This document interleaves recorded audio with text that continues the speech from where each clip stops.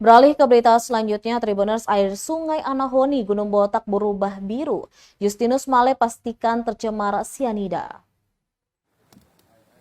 Perubahan warna air Sungai Anahoni di kawasan Gunung Botak, Pulau Buru menjadi biru dipastikan akibat penggunaan sianida dalam jumlah besar. Hal itu ditegaskan peneliti Universitas Patimura Unpati Ambon, Justinus Tobias Male saat dikonfirmasi tribunambon.com Sabtu 6 Agustus 2022.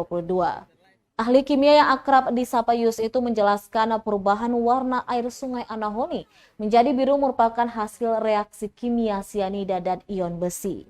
Sianida berasal dari bak rendaman yang digunakan penambang untuk memisahkan emas dari material tanah.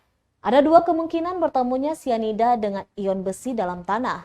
Pertama, karena overblow atau tumpahan sianida akibat curah hujan yang tinggi.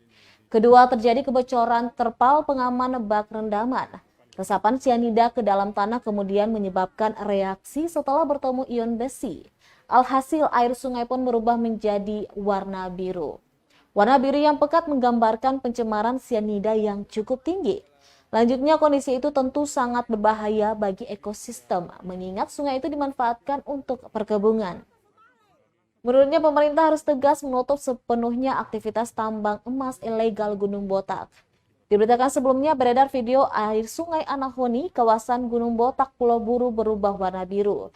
Sehari sebelum viral video tersebut, Kamis 4 Agustus 2022, sebanyak 204 personil gabungan menggelar penertiban kawasan tambang emas ilegal Gunung Botak di Dusun Wamsait, Desa Dava, Kecamatan Wailata.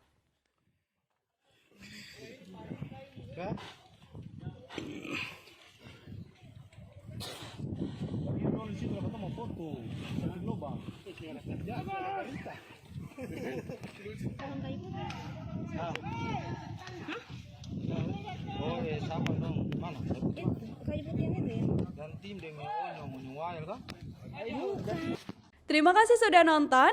Jangan lupa like, subscribe, dan share ya.